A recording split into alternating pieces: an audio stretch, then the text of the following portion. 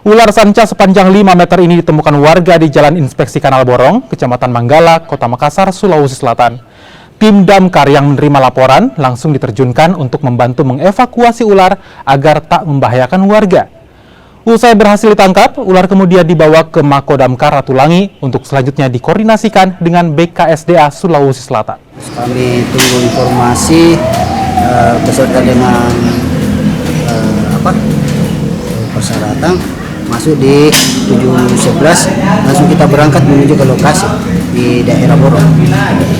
Sampai di lokasi Pak, itu lokasi warga sudah kerubungi ular untuk dievakuasi, dan ular ini terluka karena di sabuk tang sebelah kanan ada bekas sabuk tang.